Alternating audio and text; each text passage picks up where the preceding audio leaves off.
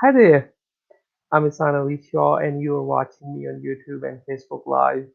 Today, we are going to talk about how to build trust in friendship.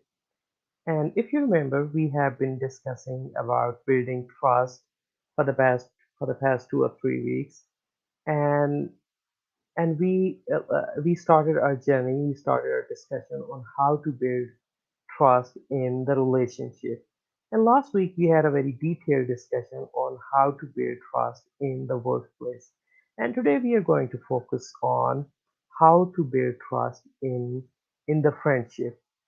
When we talk about friendship, then we all have various experiences with our friends and with friendship, with the idea of friendship, with the concept of friendship. And it depends, it may be good or bad depending upon your experiences and your backgrounds. And if you have a good experiences with friends, then it will be good, otherwise it won't be. Depend upon your experiences and background and the type of friend you have. And today we are going to have a roundtable discussion. And when you talk about friendship, then and how to build trust in friendship, then you can the fundamental things, the mandatory things for friendship is to be open, honest, and truthful, and putting your trust out there among friends. And so your friends know that you are available to them, and you have to be dependable and reliable. And knowing the fact that building trust in friendship, it takes time. It doesn't happen overnight. You have when you are reliable and available to your friends, and over the period of time, and you prove it with your actions, not with your words, then your friends would know that you are a trustworthy. And do not, when you talk about building trust in friendship, then do not make promises that you can't keep. And today we are going to have a roundtable discussion, and my guests are Paul from Iceland. Hey, Paul. Hi, Uh, nice to and see you. Melissa Amy. She has joined us from New Portland. York. Hey, hey, Melissa. Hi, how are you? Yeah, I'm doing good. I'm gonna start our discussion with you, Paul. How would you define friendship? What is the idea of friendship to you? Yeah, friendship. Mm, I mean, I would say that the most important thing, I do agree with you to be reliable mm, and to be able to be counted mhm, on. mhm, But at the same time, I find that there needs to be sort of the equality where a one friend does not dominate and mhm, assume that his or her opinion is always, or his or her expectation is always the thing to follow, if you like. And in a way, a friend needs to listen and to be, to talk about my own personal experience, and maybe that's just me, but for for for me to have a relationship towards a friend, I sometimes need a lot of me time to be able to think about just myself for a while and retract. So not and obviously I need to be clear about that, and I need to say, well, I'm not ready for this. I'm not into this socializing bit, and I need this weekend to be alone mhm, and be able to retract. So there is always this chance that in a friendship, whether it's between two individuals or even four, that one is sort of taking the lead, and deciding what the group of friends are going to do together, and one is going to be sort of the leader, if you like, that controls the whole thing. And I don't go. I'm not easily lured into that sort of group mentality, if you like. Hmm. Okay, better listening and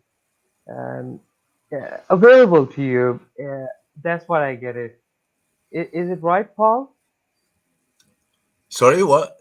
You mean to say a better listener, a good listener, a friend is a good listener, and and giving you a space, a me time, so you could uh, regroup yourself and be Hmm. ready for yourself or for the friend. Yeah, I think obviously this is Mm-hmm. basically well, it's sort of Hey, yeah. logically Mm-hmm. in order to become friends, you have to get to Mm-hmm. know each other. And Yes, indeed. once you've known an individual and how he sort of works and what makes everything sort of, yeah, work out, you have to respect that individual's need to be able to have this me time and Yes. retract from the group, Mm-hmm. because A, he's not into everything that the Mm-hmm. group is into, Mm-hmm. and B, he probably doesn't have that stamina to follow the whole group, if you like, whether the group consists of three people or eight people. It doesn't really Mm-hmm. matter. Usually it's a group of friends Mm-hmm. that get together or want to get together, like and when I'm talking friendship, I'm also talking about all sorts of groups that get together because they've got similar interests. I mean, Mm-hmm. they have similar hobbies.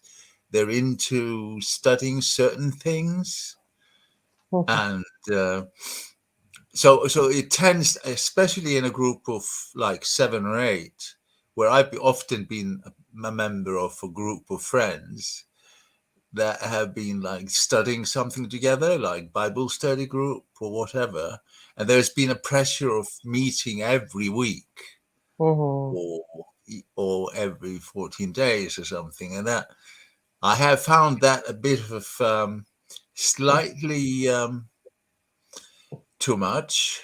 Mm-hmm. Sometimes for the plain reason you need more time to study it before you can Mm-hmm. join um, a group chat similar to this one, just only in real life. Yeah, I agree. Me time is also important. And and now I'm gonna move to Amy. Amy, what do you think the idea of friendship? What does it mean to you? So okay, I'm sorry. So you were talking to me now, right? I'm Yes, sorry, I yes. didn't hear you. Okay, I'm sorry. It cut out a little bit. Okay, I'm gonna say it again. What is the idea of friendship? What does it mean to you? Well, to me personally, I would Mm-hmm. say friendship means that I can trust you, Mm-hmm. and that all right. Friendship to me also means in any relationship, it means having an equal exchange of energy. Now we all Mm-hmm. have different inner banks that need to be filled up, or we all have different needs. So a good friendship to me is that you kind of fill in places that fit for me. That's what I would mean by that. So I have a different concept of friendship than maybe somebody else has, because I have different puzzle pieces that I that I seek to fill. And so that's what I would say with regards to a friendship. And we all do. So you just have different friends you're looking for. So, what is the idea of friendship to you? How do you define it, friendship? Oh, well, a friendship, there's different levels of friendship, and each level has a different level of intimacy. So there's many different, so I would have a different expectation for somebody that probably I know on Facebook and I see them kind of every day. We say hi. I maybe share some messages with them compared to somebody who I would consider my best friend. somebody who I'd see personally, somebody who I'd spend time with. So there's different levels or a balance of energy for each level in that. But what I mean, you're saying for somebody who is a friend that I know personally, or which specifics. I have different requirements or different stages for each level in that. So that's a general question. Yeah, and Paul, Melissa raised. I hope you wouldn't mind if I call you Melissa. No. Yeah. Okay. And Melissa raised a very good question, a very good point about different layers of friend and different types of friends.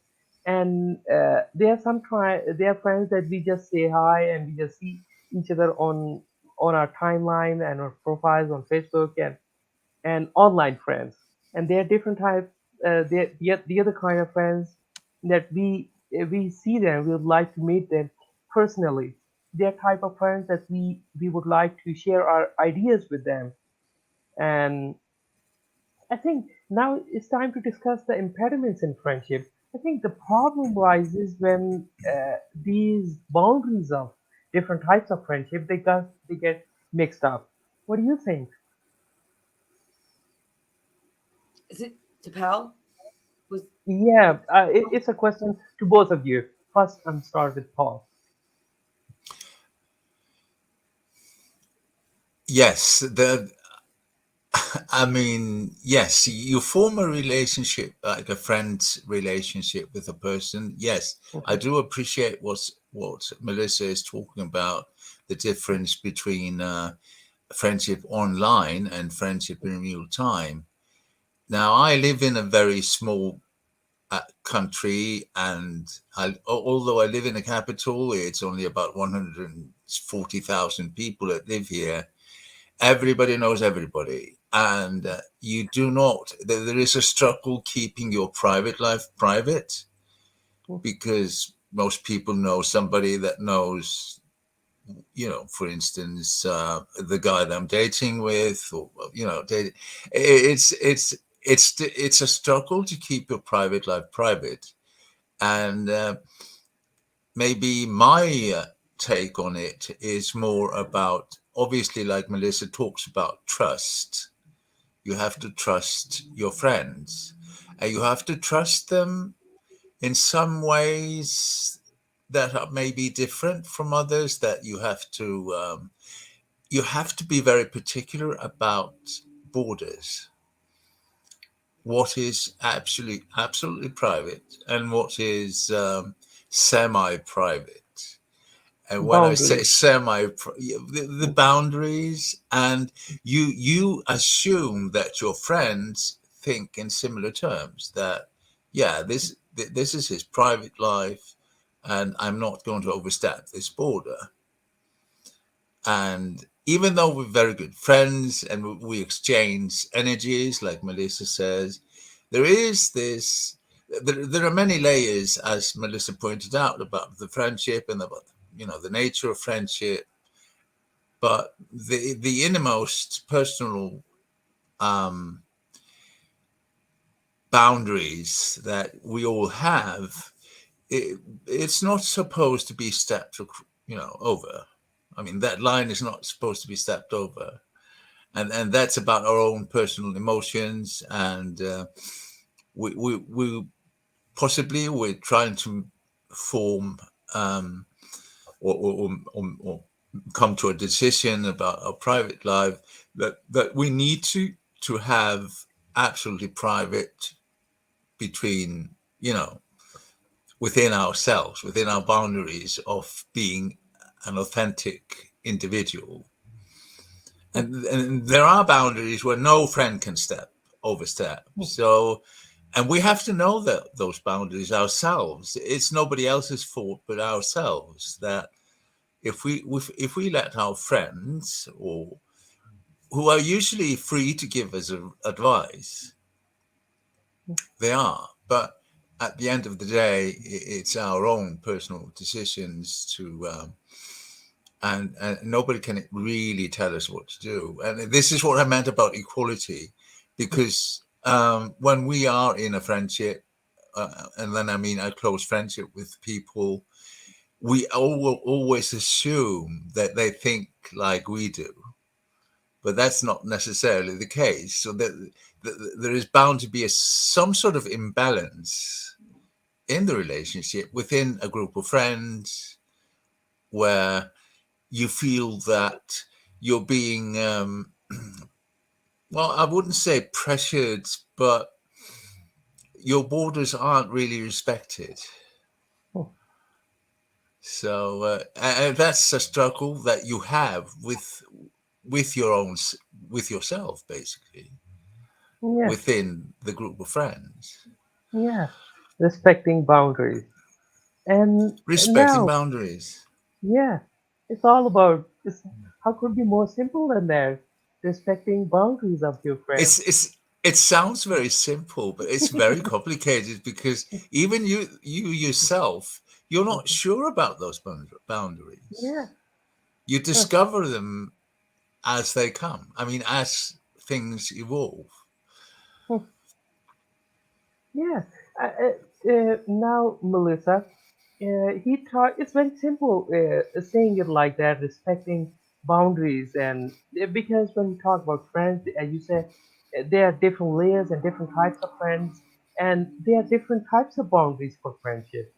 For instance, a person you consider a very good friend, and the other person doesn't respond to you the way you are responding to them, or you are reaching out to them, and perhaps you are considering someone a friend, but the other person consider you something else as a means to an end. You are just a reason to them. You're just as a means to an end, I think, is a good word. Or I uh, understand. I understand. so, how do you say this boundaries and how they get mixed up, and the problem arises most of the time, I think, is when these boundaries are crossed and you are not sure about your boundaries, as Paul said. Okay, so I would like to answer that. So first of all, you have to really know yourself. So when I hear, like, when I thought of coming on, when we were talking about me coming on, the first thing that came up in my mind was frenemies. It just came up intuitively, and I thought frenemies. After that, I began to explore the concept of frenemies, and I began to always think that you always have to look inward first. So the first thing when it comes to boundaries, you can't set a boundary unless you know your boundary. So you have to know your boundary. You have to know what your boundaries are. And I think there's many reasons for boundaries. I would like to first, take that back a step and say that, where do you want to be in your life? Are you happy with, how your life is working? Are you happy with what's around you? Are you happy about the conversations you're having, the interactions you're having with the people that you're allowing into your life? Are you happy? If you're not happy, you need to, part of not being happy is you're looking like, okay, what's not working within myself? What's not working out around me? What's not working out with the job I'm choosing to do? Friends are no different than that. Even when it comes to family, you might say, what's not working in a family situation or with extended family? So you're looking at all that, because if you want to change your life, you have to change what's around you. But you first have to know what that is. So how I would think about it would be, where do I want to be? I'm growing towards something. So part of that is my job. Part of that is my family. That is my friends. That is what the information I'm letting into my mind, what I'm choosing to focus my attention on. So first you have to think about what you want, what you want. And then you have to have it in you that you deserve it, that you deserve to have those things in your life. Then you have to think about, okay, how do I want to be treated? And I have a, I would say I have a test for everybody around us. And this is a test that you do yourself. You give yourself your own report card. Now think back to the last week and think to yourself, as a friend, what are the conversations that you're having with other people that you're around? Do you find yourself feeling positive or negative? What were you talking about? Were you talking about things that were inspiring, or were you talking about gossip? And how does gossip make us feel? It makes us feel drained. It makes us angry. It keeps us more in a past type of stuck situation where you could have people around you who are making you feel important, having you look at different ideas, not continuing that kind of negative interaction. So that's what for me, that would be important to me, because I rather feel better around people. And I am like Pal too. I only allow a certain amount of time for social interactions because I'm busy. I'm doing other things. I'm working on myself. I'm researching. I'm doing things. So in that amount of time, I want to spend it with people who are going to help me get to where I want to be. And I want to help them get to where they want to be. And as long as that fits, we're good. But you have to have those boundaries to say, well, this doesn't feel right. I left here not feeling so good about this interaction. I notice that I'm doing more and I don't feel like I'm getting it back in return. So you want to look at that. And that boundary first comes with yourself.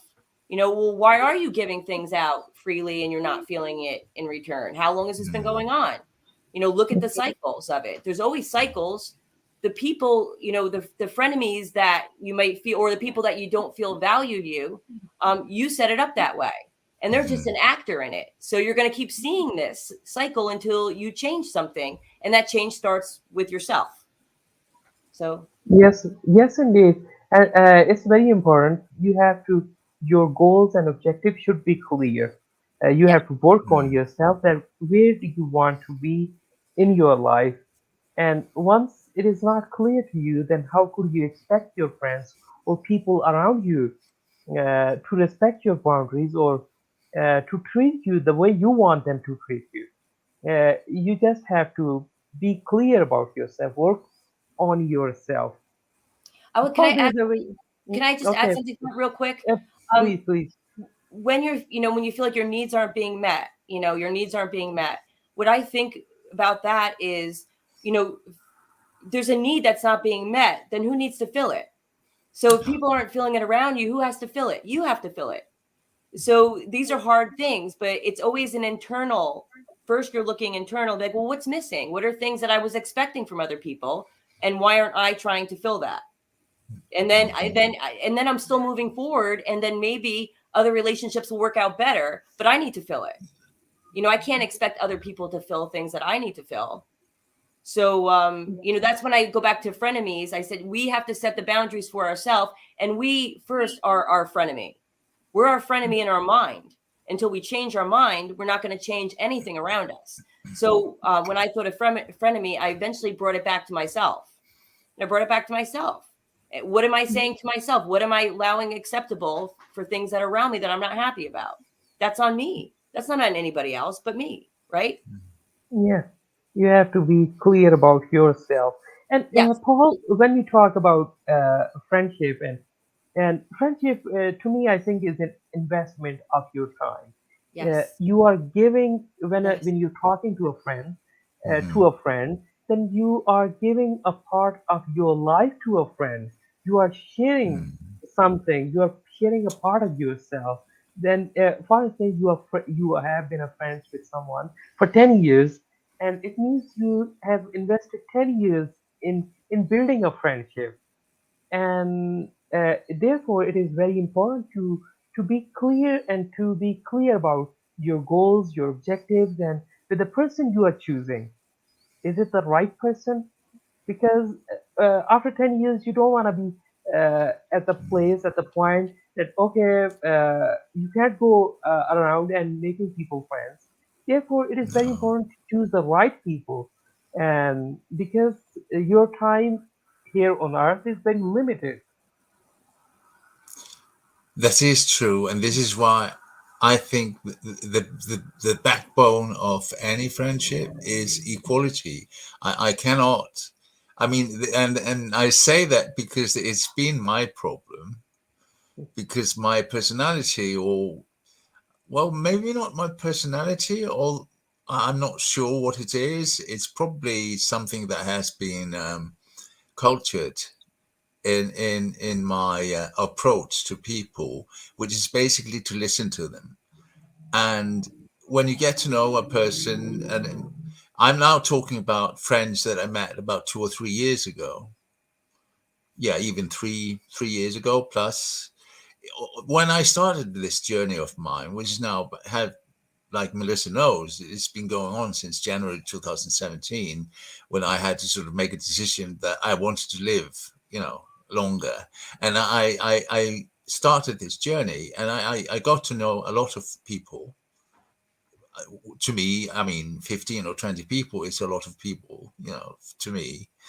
And I just recently found out that some of those friends of mine, or frenemies, which is a brilliant word that Melissa came up with, is that you discover that you have been listening to them, making an effort to understand what they're talking about, going into their hobbies, and putting myself, sort of giving my time, as you point out, and repeatedly, meeting up with them and discussing what they're interested in. And it's still waiting. I know it sounds moronic of my part, but I'm still waiting for them to show my hobbies and my interests, the same level of, or giving me the same time in asking me basically straight out, what are you into? Are you interested in this and that? Even though I've dropped a line or two about what I'm into, what I'm interested in, nobody wants really to discuss that. And this is probably part of why I withdraw every now and then, and I take a break from being too, into building up this friendship, because it's not really doing the trick. I always assume that they're going to make time to listen to me and try to check out my hobbies, or what I'm into, or what I'm interested in, but it doesn't really happen. It's always the same routine, which, of course, like Melissa says, is because I'll allow it to happen. So I have to investigate, why am I doing it? Can I ask a question on that? And please do. Yeah. I would say is who makes the decision on what you decide to do? So does he control all the conversation? So how do you decide what you're going to do and what you're going to talk about? Does he lead? Is he the lead? Like, is he leading it? Or you are allowing it? I allow it to do it. I'm always sort of the guest, if you like. I sort of, yes, I am. This is a trained thing. I mean, I think I have been sort of trained to do this, to listen to people, and it doesn't really matter where I am, whether it's at work or with friends. And this is what I enjoy. And the thing is, the problem is that I enjoy listening to people. I enjoy it because I enjoy being an observer, and I listen carefully, and I realize, when you get to know people and you're making friends, there's obviously that sort of element in it that you want to get to know the person. So what's that person all about? So that goes with the territory. That's the observant part of getting to know people. You have to observe, listen, evaluate, and know where that person stands. However, as the friendship develops, it should take step 2 or even step 3, in that the friend should remember to ask, and what about you? What have you been up to? What are you interested in? And even though I start expressing myself, I am answering a question, I'm usually intercepted with, well, I totally disagree with that, like, and you're cut off in the discussion. Now I'm maybe to I'm pinpointing on a certain sort of, on the conversation part of French. I mean, when friends meet up, there is a reason why friends meet, isn't it? It's about exchange of energies, as Melissa pointed out. So this is why I'm so concerned about equality. I would ask what stage friendship would the people that you're referring to, or the person you were referring to, what stage of friendship or what level of friendship would you say this person's at? Because I know that you have kind of a scale as well. I think what makes people form analyze through what we call on a daily basis friendship is that basically we want to widen our horizon, in a way. I think that's a mutual thing. And when people form a friendship, there is this similar motoric beside it, that we want to get to know new people, obviously, but and initially that is to expand our horizon. We want to know different people that are doing different things, and that's brilliant. I mean, to me, I would say a it friend is wants to know things about you. A friend is interested in learning about you. If they're not interested in learning about you, then they just stay at a certain. A lot of times, these can be people in groups that you have a common interest in. That's perfect if you want to talk about a certain topic, but they're not a friend that goes deeper in your circle, because of someone inside the circle would be somebody who's actually interested in hearing about you. They want to know they see something special in you. If they're not asking you questions about yourself, they're not that interested, or they don't have the depth, one or the other. But either way, that's not in the inner circle. So this might be a good person that you have lunch with, maybe want to do something in a park, do an activity together. I'd say an activity, but this is not something that you're going to have a meaningful conversation over. What you want inside the circle. Inside the circle is you want the conversation to keep going, and that you both feel like there's a give and take.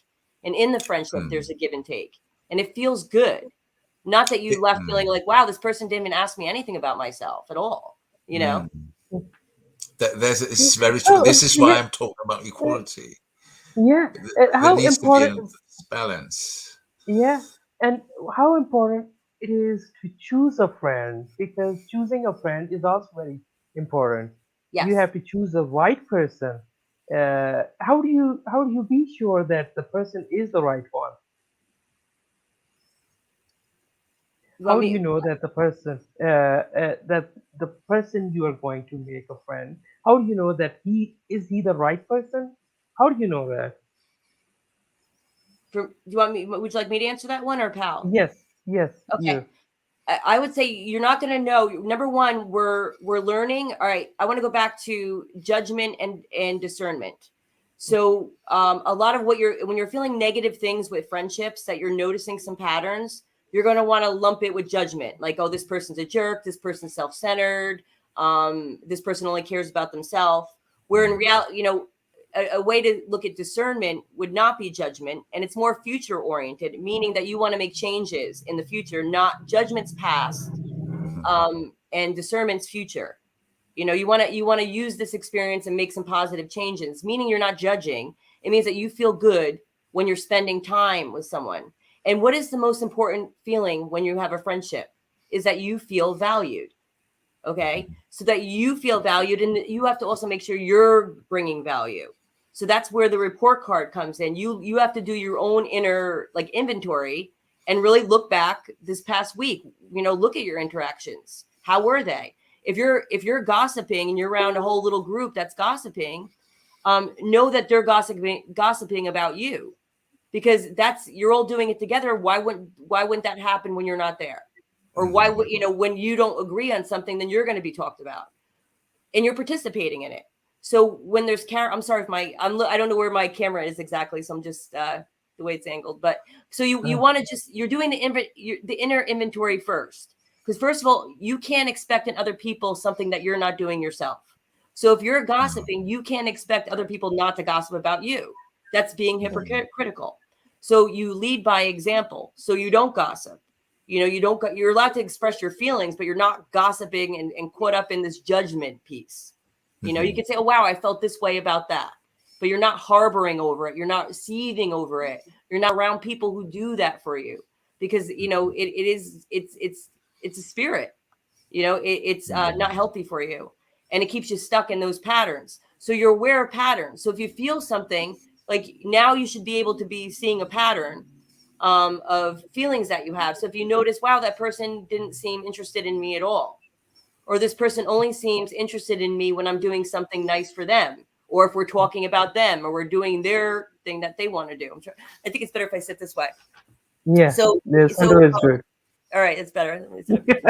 So, so you're noticing that. You're noticing Mhm. that you don't feel positive while you're paying attention to what you're putting out in the world. You want Mhm. both. You're receiving and releasing, receiving, releasing. Is it positive coming out? And then is it positive coming back? If there's any imbalance, you're making changes with discernment. And if you're noticing that this person really doesn't see you as a priority, you're going to take note of that, and you're going to move Mhm. away from that. And as you move away from that, you open more the opportunity to have other people come in, and you just do that. And you're always changing. It's a process. So don't expect, because you have two people today, that they're going to be your same two people for the next 5 years, because the alignment might not be continuing. And then you're No. not judgment, you're discernment. So now you're moving to where you want your life to feel how it should feel right to you. Mm. um Yeah, that's I don't know if I yeah, explained that. yeah. It is important. It And does. okay, Yes. yeah, I'm gonna share here my experience here. I had a very bad experience with two of my friends. Some of them are good, some of them are bad. But my experience with two of the friends was okay. And I used to consider them a very good friend, and but and I used to go out with them, go out for a walk and share daily experiences. And around about it happened and continued for our friendship went on for around about 5 to 10 years. And what happened at the end? And in our culture, in the Indian Pakistani culture, a marriage or wedding is a very big thing here, and funeral is also a very big thing. And when they got married or they got engaged, uh, they didn't share this insight with me, and I was sharing everything with them, and they got married. I wasn't even invited in the wedding, and I was completely. There were many other people in the locality, and they were invited, and I was not. Even I was the best friend, and I was the person who was going out with them every day. I was sharing everything about my Mm. life with them, and what happened when it comes to their life, and I didn't know anything about them. Mm. Mm. And I used to consider them my friend, but to them I was just a means to pass time. A Mhm. person just you're free, okay, go to a son, spend time with him, and when you don't and not share anything, uh, uh, a lucky or what is the best word for it? Uh, you you are just a you were second choice. You weren't yeah, you weren't yeah, you weren't their best yeah, friend. You really hadn't. yes, They yeah, showed you by their actions that Mm. you really didn't have a high value to them. So that's yeah, very, very painful. That's very, yeah, very it is. Yeah, I was the second choice. And what not even is the the second, meaning because of you weren't even friendship? invited to the wedding. Yeah, You weren't even invited to the yeah, wedding. I'm sorry. yes. And Mm. I was not even didn't inform me about their engagement, their wedding, and they were. Horrible. Even though I was meeting with them just days before the wedding, and I Sorry. didn't know it. And no problem. And I had a meeting with them 2 or 3 days before the wedding, and they didn't even share this news with me. What kind of Mm. friends they are they? And I was giving I just simply cut off my relationship with them.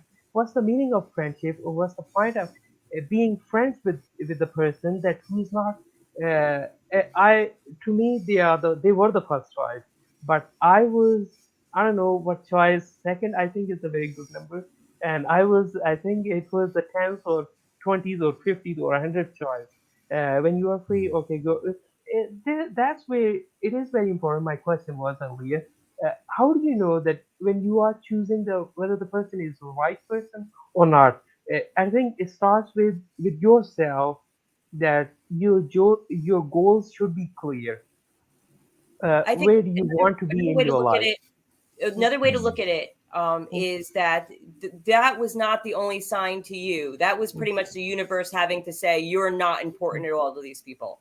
So they had to give you a big kind of wake up call, like an ice bucket over your head, to show you that you were not important to these people. And then you finally got the message, right? So Yes. so the universe doesn't give you these big tests right away to show you, because you weren't getting you weren't getting the little pebbles that were thrown at you. You weren't getting the pebbles. So the universe kept. I'm sure if you look back, you would be able to see there were signs that showed that you weren't important. It didn't really matter whether you were there or not. You were a body to hang out with. And how, when you think of a friendship and that you consider this person a friendship, how heartbreaking. And every person probably listening to this has felt this. Even people, if not, just think back into your childhood. I know around by us, there was always birthday parties, or sleepover parties. When I was younger, we used to do that. And you'd always think, you were friends with somebody because you talked to them all the time in class. And then all of a sudden you hear from somebody else, they had a party, they had a sleepover party, and you were never even invited. So then you get a reality check. Wow, I am not in this person's circle at all. And it's hard. You can't escape life without realizing that to some people, you are absolutely not a priority. What you want to pay attention to is that you want to catch it earlier than that, because the lesson gets bigger until you catch it, and it keeps recurring until you catch it. So you have to pay attention to how your needs aren't feeling met. Are you noticing that they're not? A good part would be, are they asking questions to you about not? There's people who ask questions about yourself, about a person, but they're only doing it because maybe they want to gossip, or they're just curious because they don't care to want to know you. They just want to find out your business. So there's a difference, and you have you have to figure out, is that this type of person too? So those are things that we're all going to have to just get sharper on, because these lessons are, I'd rather avoid these lessons. You're always going to get lessons, but you rather improve and get different lessons. You rather fall forward, not backwards. So those little signs, like, all right, I would like, can you think of one or two things? No, think of one thing that you can remember besides the wedding that made you feel like you were important to these people. It was a very good call, because you have to be very keen observant, and I used to consider them, before the wedding, before their wedding invitation. I used to consider them very good friends. They were asking questions about me, and I was sharing with them, or I don't know, I don't remember. I was just sharing everything with them. But what happens at the wedding, that when I wasn't invited, it was a very good wake up call, because I spent only 5 years with them, and yeah, 5 years or 5 plus years. I don't know, remember the exact time I spent with them. It was a very good wake up call. I am very thankful to the nature and to them to not invite me, because if Well, no, what I would. happened if I spent 20 years with them? After that, I would Oh, find out that they are not my friends. They are no, I not the would joke kind of with them person that after. I was looking. Hmm. I Yeah. would joke with them after and say, "Hey, oh, you got married. Congratulations. Oh, well, I didn't get the invite." Like you turn it back on them and make it funny. I'd be like, "Oh my God, I didn't get the invite." Yeah. Did I lose it? Where'd the invite go? Or you say, "Oh wow, you joke around. Well, I didn't have to get a gift, so that was a plus." Hey, you know how I am. You do I something, did, but I you're did, curious, right? I You're did, curious as to why they didn't invite you. I did joke around for a while, for months. I did joke around, and it was funny. It was not funny. I was making fun of them, but to me it was very hurtful and painful Yes. that I used to consider them my friend, but to them I was just the second, third, or I don't know, 20th You're an choice. option. You never Yeah, want to you be someone's option. You never want to yeah. be someone's option. Mhm. Did they And ever now, answer you? Did they ever answer you as to why? no, we don't talk anymore. I just simply cut off all of my ties and all the relationship. After that, Yeah. I simply cut off them from my life. Now, Paul, how important are these signs to you? I think when I'm talking about setting borders and equality, that is because I have experienced inequality in friendship, where it is a one-way street, I have to say. And my judgment of where this friendship was going was rather poor. And I mean, Melissa keeps saying, asking us about what does that say about you, and to me, it said it all. I had low esteem. I had low self-esteem. I was ready to keep the friendship going, even though I knew that it wasn't about give and take. It was me showing interest in that sort of particular friend. I'm also talking about friends that I've had for almost 40 years. There's sort of many people joke about there are two different people. There are two types of people in the world. There are cat lovers and dog lovers. But there is, and I have to admit that even though I have always been a cat lover, most of my friends have been dog lovers. So I'm inclined to be interested in how it is to keep dogs and all that. But they hardly ever ask me how it is to keep a cat. You see, it's a simple way of expressing how some friendship can evolve into, like, there is a giver and then there is a taker, and there is this huge imbalance about about your hobbies, if you like, and what you're interested in.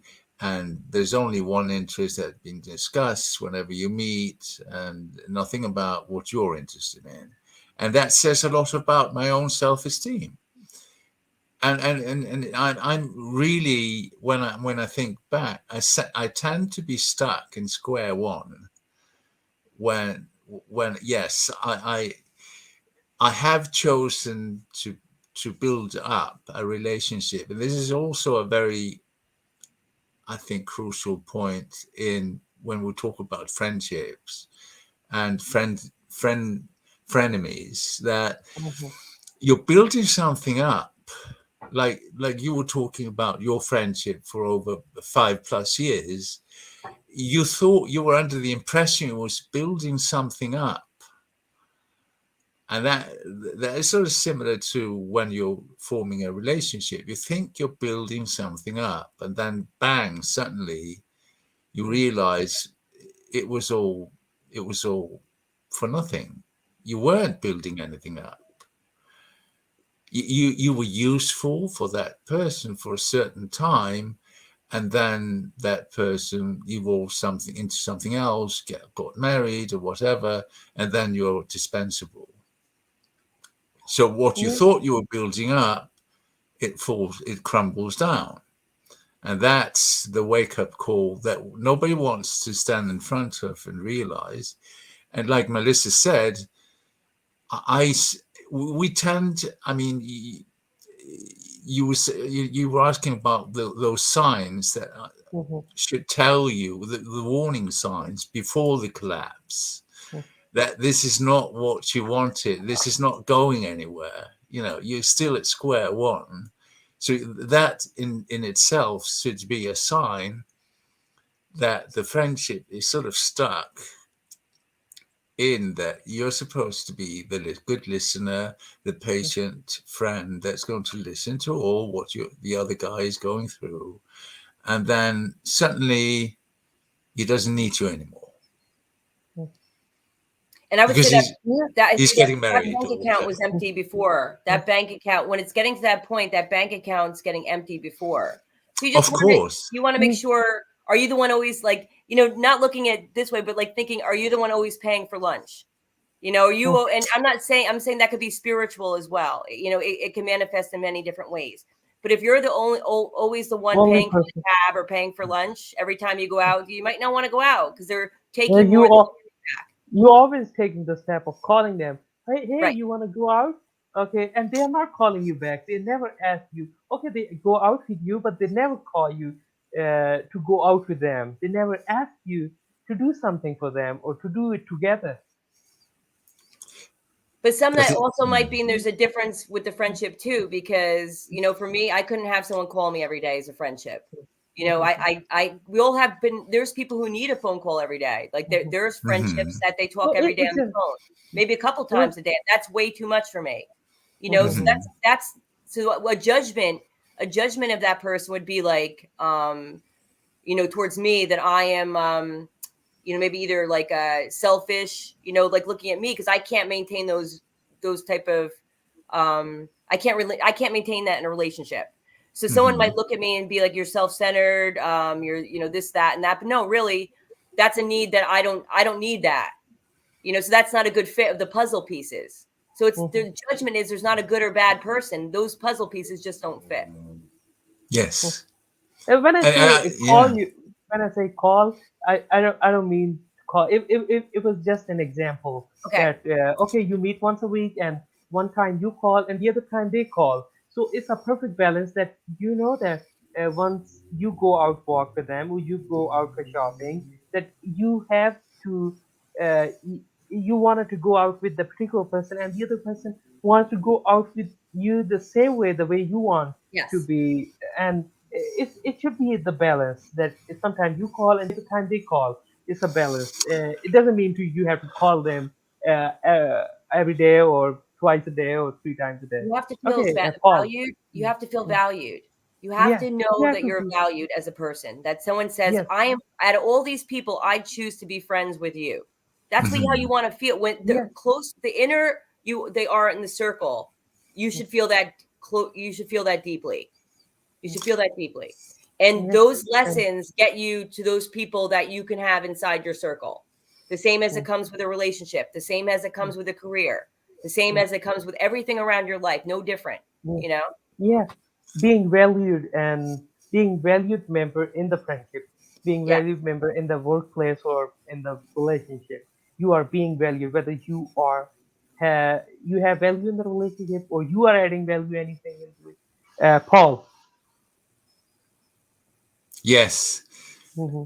Yes, this is Sorry, amazing. sorry. Yeah, I'm listening to you, and things Uh-huh, are sort of old, squeaky doors are opening up in my uh-huh. mind, but again and again and again I think. about very, very strange things that have, and I seem to have been sort of talking about my truth without. I would like to give an example about how this I have been trained to sort of make people feel better about themselves. And I have to bring in my sister, who's 3.5 years younger than I am, and I looked after her. We were only two siblings, and I was trained to look after her. I mean, it's and in that training, I put my own self aside for her need, if you like. I mean, she was small; she didn't know what she was doing, and there was always this expectance of me looking after her, and it kept on after she got married. I phoned her up, and it was actually her that pointed this out, this inequality about communicating. And after she had her firstborn, I was phoning up and how are things doing? How is he sleeping? And then because she was, of course, networking as a well-to-do lawyer, married to a lawyer, they were out and about meeting, going to cocktail parties or, meeting up with other lawyers. It was very important for them to be outgoing and connecting and what they called networking. Hmm. And usually I phoned on Tuesday or evening or Wednesday nights and said, how are things going? How are they doing? Blah, blah, blah. And then she sort of made this point, well, we're invited on Friday night to this cocktail party and we don't really know. I would have to get a babysitter. And I offered to look after the kids. It was me. I was in control. And I, you know, you could call it. I mean, yes, I was looking after her, but I was also the I was the one that was in control, basically. Hmm. So you I could know You're say what I you're was around. I was controlling her life by always being, and she Yes. actually, Yes. she dropped lines throughout those years. It was a time period of 15 years or something, where she said to her friends, and I got it from another friend that talked to her friend, that she was so lucky she never had to hire a babysitter because her brother did all the babysitting. So you This felt is resentful. So you weren't feeling in some way.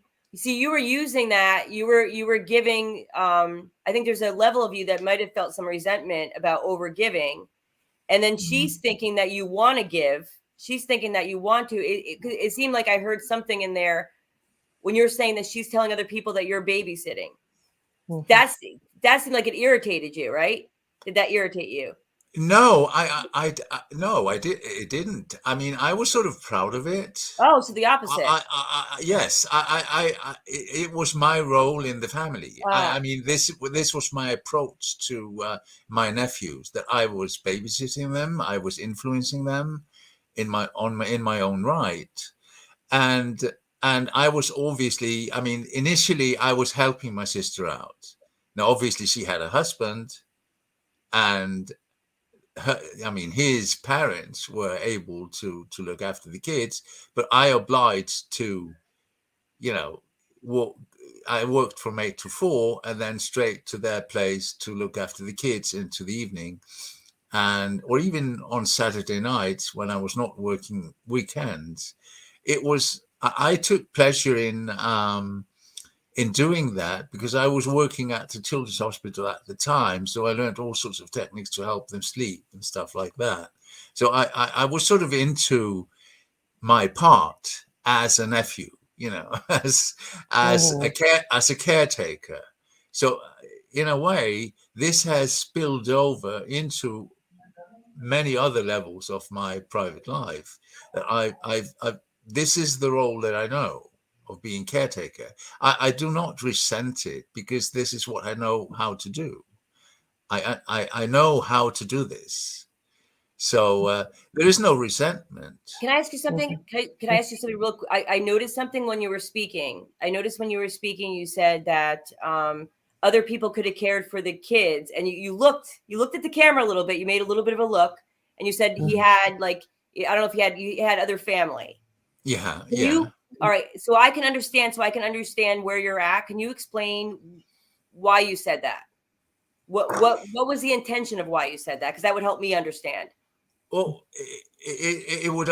I mean, in Iceland, it's usually. I mean, obviously, my sister is not a single mom, Right. so she wasn't reliant on me. I mean, her mother-in-law was able. I mean, our mother was disabled. She couldn't look after her grandchildren, and our father was long since dead. So, I mean, I mean, possibly I was replacing my own parents in this of looking after. Instead of looking at my Yes. grandchildren, I was looking after my nephews, and her mother-in-law and father-in-law, they look after the kids sometimes when they left town. So we were sort of cooperating without talking too much.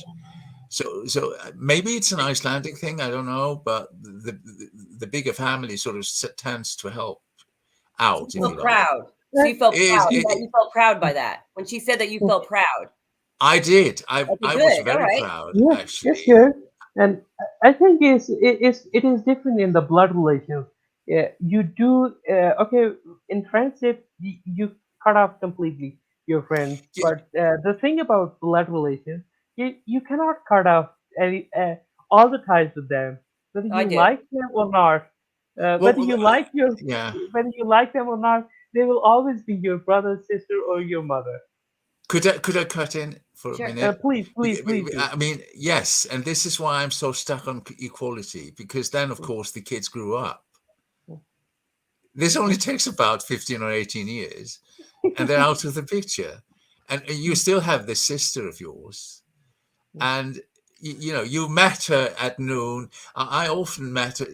She was working as a lawyer for the district attorney, and I was working different shifts like later on. So I phoned her up and said, could we meet at noon tomorrow or something? And I would like to meet in a cafe when you have your lunch break. And then I went to an evening shift. So that was the only chance for us to meet up. And that at that time, we were very, very good friends. And then I realized, she said as much, that she said, I mean, and we met at lunch, and I bought her a skirt or whatever, to give her. It was usually, I called it a Monday gift. Mhm. to meet up at a cafe and give her a small present. It's just sort of a token of looking after whatever. I mean, she was still my little sister.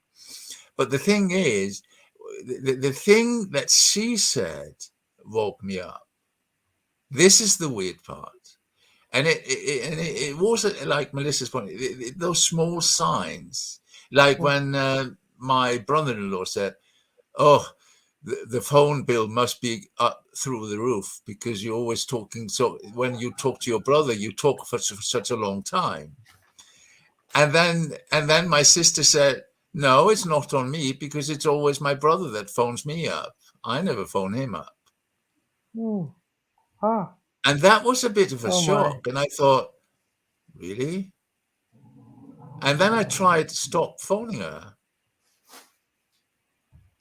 and What nothing happened? happened. Nothing. Did he call you? Did she call you No, back? no. No. How long? Well, I don't know, weeks, months, I don't know. So Years?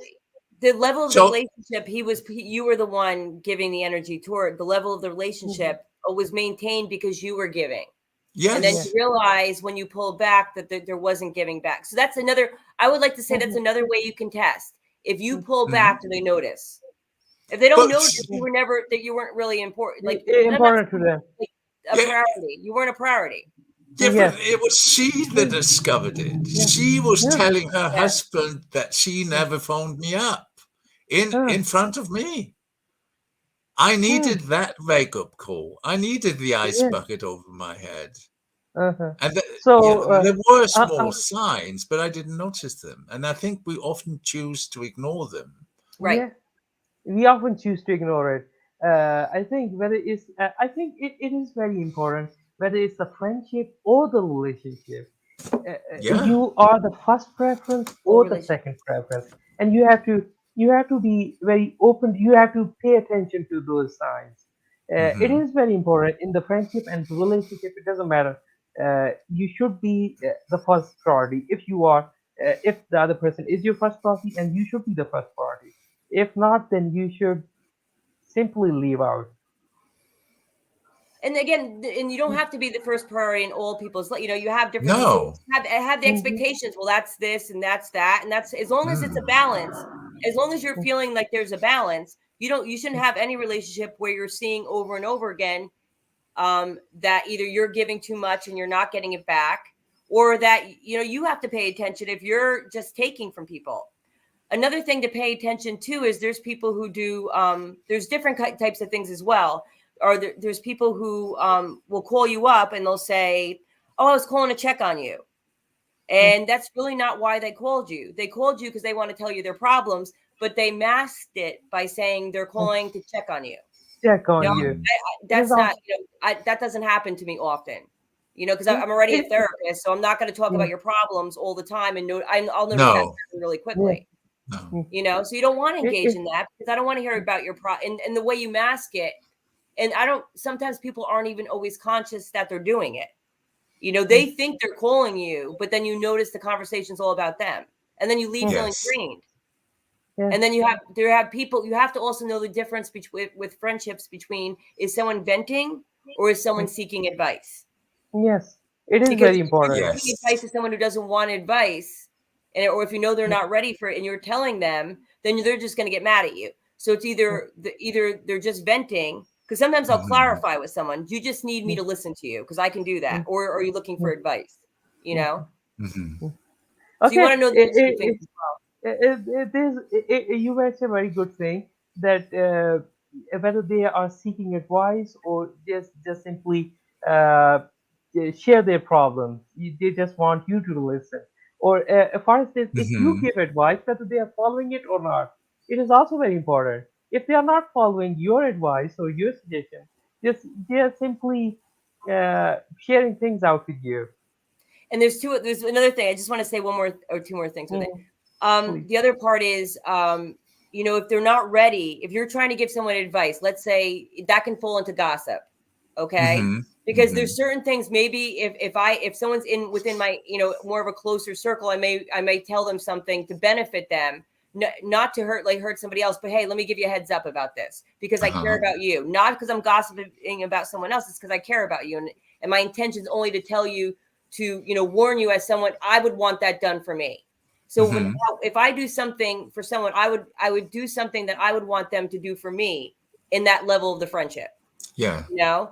But there's a difference if someone's also not open to hearing it, then I wouldn't say anything because you're Mm-hmm. just going to cause a fight and they're going to think you're gossiping. So there's many times I haven't warned people of things because I know that they may be close with this person or that person and they're not going to see it the right way. So I'm just going to let them.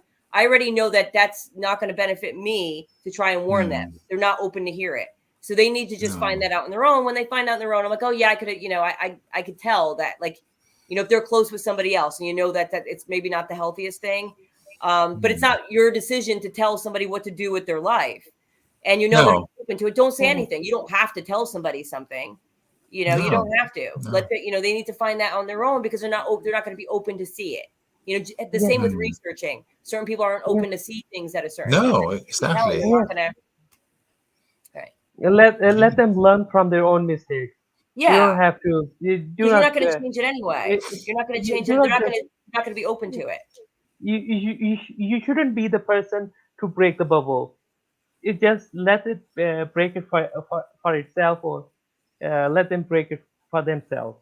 And then there's one more. Yeah, There's a help rejector. If someone's always yeah, calling you, that can fall under the person who's calling you to check how you're doing, right? And then yeah, you're listening. You're listening to an hour of their problems, and Mm-hmm. we call it help. In my field, we call it help rejecting. So mhm, you can, and those are the psychic vampires, and they'll just sap you dry. They'll sap you dry Mm-hmm. because they call you, and then they go through their list of problems. You give them some. You give them the same um, pep talks each time, and nothing Yes. changes. We're back to square one. They're calling you again, and they're going to sap your energy. Mm-hmm. So for me, where I plan for myself to be, I have high plans for myself. Mm. That's self love. If you don't Mm. have plans for yourself or what's going to make you happy, you're not. That's not self love. So I have my No. plans. So if you're taking up half my day talking about things that you don't want to change or see in yourself, that's not an equal exchange of my energy. So that's another No. thing that I would be okay. Like I wouldn't return the phone call right away. I would show them signs by just slowly moving away. Because that's Mm. not because I don't do that to them. I wouldn't call them up and spend 4 hours talking about my problems to them. So I don't Mm-hmm. expect from somebody else what I'm not doing. I guess that's how another boundary, if you could look at it that way. It certainly yes, and is. yes, indeed. And now I think we have been discussing for more than an hour. And Paul, what are your final thoughts? Your final thoughts. Um, it's just when I mean you're supposed to learn from your mistakes, and you make an effort to do that, but at the end of the day, it's a struggle, and I think basically it's a struggle because we are sort of I wouldn't like to use the word programmed because it's very much used but I would say that most of us are trained to approach people in a certain way, you know, whether it's we sort of obviously we meet a lot of people, we're getting, you know, we're opening up, we're listening to people, and we're deciding, you know, if we want to make friends or not. And um and but we can't really change how we are. I mean, we can change our behavior, and we can, like Melissa said, we can start loving us more and respecting ourselves more, and that is the key to evolving. You know, Well, I suspect we're all on a journey to improve ourselves. That's what we want to do, and we are dynamic beings. So if we come across people that tend to stifle our growth or stop us growing, we should have the courage to let go of those people. Just make form those boundaries and keep them solid, not letting people enter those boundaries that we don't want to be entered, and to keep us in the same track all the time, because we are on a journey, obviously. Yes, So indeed. and people can actually stop us. I mean, friends, like frenemies, they can stop us. They can be a hindrance to growing. It can stop. They can virtually stop us growing. So, Melissa, what are your final thoughts? My final thoughts would be going back to frenemies. So when you're thinking about frenemies, when you think first about frenemies, you think that person's it's they're the frenemy. It's a projection out. So what I'd like Mhm. people to do today, including me, is to think frenemy. Okay, look inside. Look inside. What are things that Mhm. what are thoughts or what are behaviors I am doing that encouraging this in other people? And what am I Mhm. doing in action to see signs that are around me that maybe something doesn't feel like it's a good balance for me? Not a judgment. It's No. what's not in tune with me. What's not in tune with me. So those are things I want to pay attention to moving forward. And I think we all is something we all should pay attention to. And we're all learning how to find our own voice. It's a very hard environment to do that in today. So we're trying to develop that, find strength within ourselves first, and then set it around us.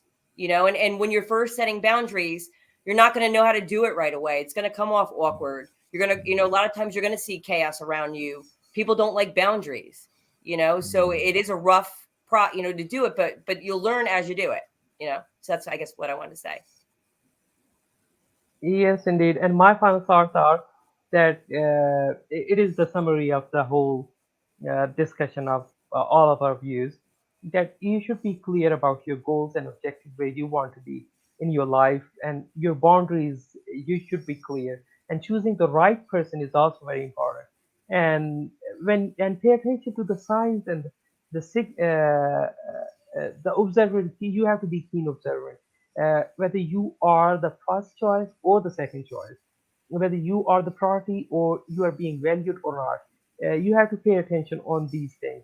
Once you find the answer, then you should have the courage to cut it off. And that are my final thoughts. And thank you, Amanda. Thank you, other people, for your comments. And thank you, Paul. Thank you, Melissa, so much for your time. And we plan to go live for 30 plus minutes, but we have been talking for more than an hour, for more than 70 minutes, and I don't know how time just flies. And it was a wonderful discussion. And thank you, Linda. Thank you, so many people, Adrian, Adam, and other people for your comments. If you have any Thank you questions, for just leave it in commenting the and comment showing box up. below. If you have any questions, just leave it in the comment box below. Melissa, Paul, and Thank I will you. get back to you as soon as I can. And thank you. Have a good day, good night, good Thank afternoon, you. wherever you are. Good night.